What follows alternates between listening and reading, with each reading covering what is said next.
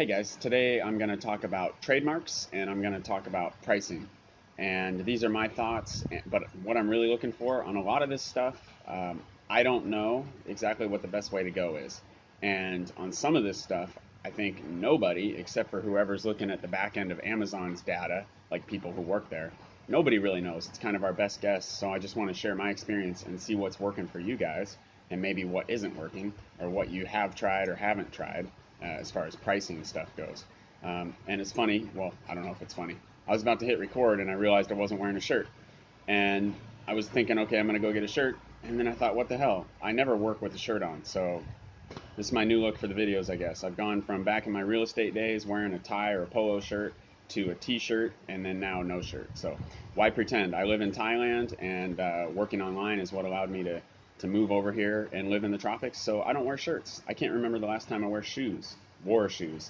Um, okay, so to the point. I'll try not to have a bunch of BS in this video because your time is valuable and I don't want to waste it.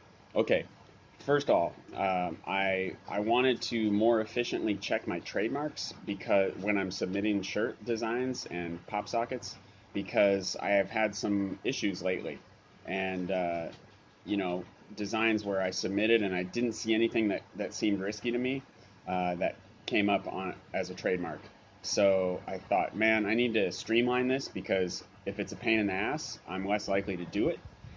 So I thought there must be a Chrome plugin or some kind of plugin or tool that can speed this up for me. So I searched it. I searched just, Chrome plugin, trademark checker, something like that. And a couple of them came up and they're really easy. One of them is made specifically for merch.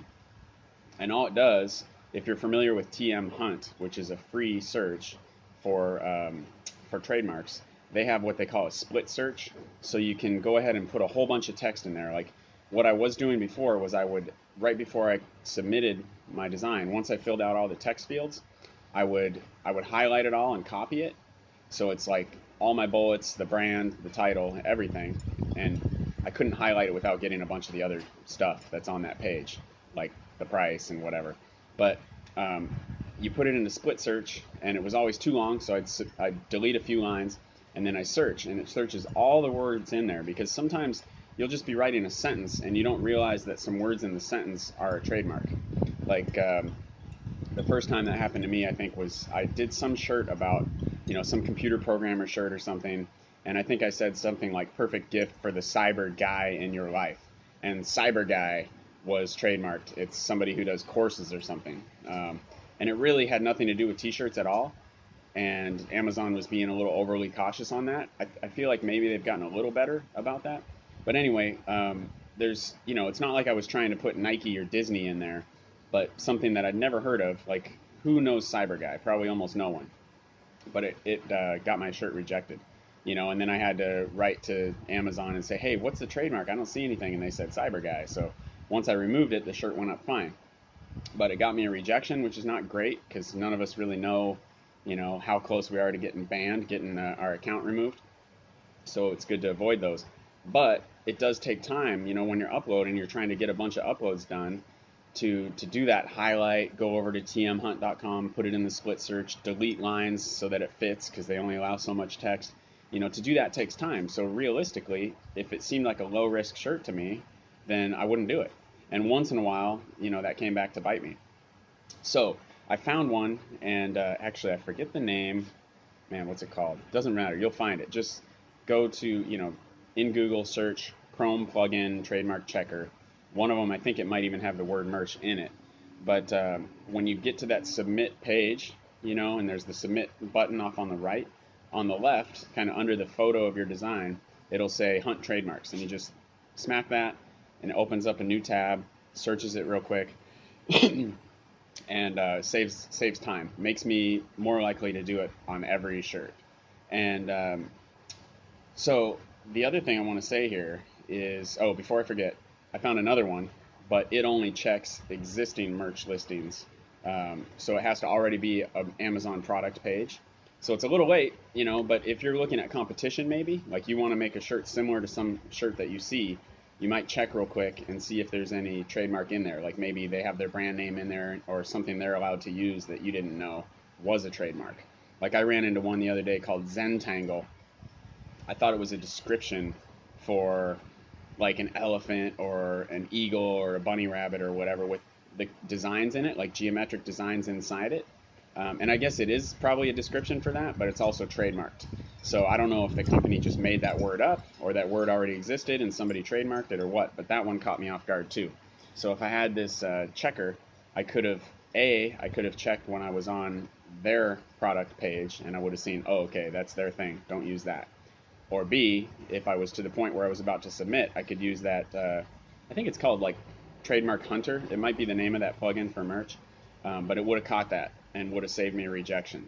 So, for whatever reason, knock on wood, Amazon seems to be giving me a lot of slack because I've got over 20 rejections, but I've also been doing this for what, almost a couple years now. So I think my batting average isn't too bad. Like I've got 1,200 shirts live, and I've had a whole bunch that got removed, because they didn't sell. So out of maybe a couple thousand shirts, I've had 20 something rejections.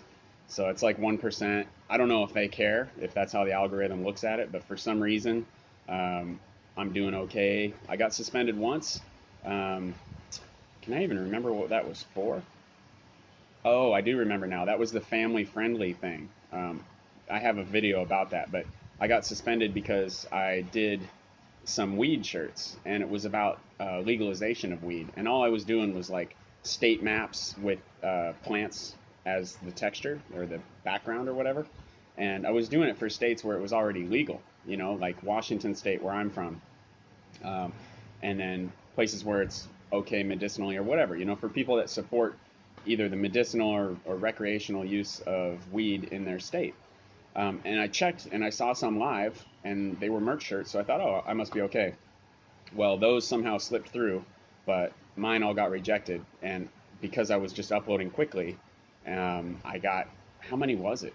Like 7 or something all in a day, maybe even 8. So that was a lesson learned about the family friendly um, part of their content policy. And like they have a list. If you read their content policy, there's like human tragedy. So you don't want to make a shirt about things like where a bunch of people died, natural disaster or whatever. You might be able to get away with something if it's just like a community spirit type of shirt, maybe. But if you're mentioning disasters or tragedies, be careful. Don't do that. Um, okay, I'm getting off the rails here a little bit. So those are the two tools. The first one that checks the product page, that's free. That's just a plugin. And the one that checks your submission before you submit it, that was about $2 a month. And so I think it's well worth it. We'll see. Hopefully it'll save me a few times. But what I wanted to say is when I've used this one, the Trademark Hunter, I think it's called, before I submit my shirts, I come up with some stuff that you wouldn't believe is actually a trademark. And I want to mention too, you'll get this big long list probably of all these different trademarks, but filter it. I wish I could set it to automatically filter. Maybe I can figure that out, or maybe the guy who made it will watch this and do it. But I want to filter to trademarks that are live and are text. I don't really care so much about the design trademarks, which are like, for example, I'm not an expert on this stuff, but I think that's like, the font and the way something looks. So somebody might have like surf and it'll be like a certain font and maybe some waves in it or something, and like that's their logo, but they don't have the word surf trademarked. So I don't really care about those. So I want to see just text, like the word is trademarked or the phrase, and I want to see live. I don't care if it expired 15 years ago. I guess if you're doing a whole bunch in one niche, that might be good to know. Like if something just expired a year ago, maybe they'll want to get it again, or maybe you want to get that if you see that it's been held before by somebody else. And you can also see the ones I think that have been applied for. I think these show under live. They're not registered, but it shows an application date. And I think, again, I'm not an expert, but I think that means they might get it, but it's in process, and I don't think they're guaranteed to get it. But it's a good heads up for you, especially if you're going to do a bunch in that niche. And Merch Informer has the thing where you can watch certain words and phrases. I actually don't use it. Maybe I will someday. But in my search, when I use the Trademark Hunter tool, I get this long list of words, and even after I filtered to live and text, I still got some really what I think are silly ones.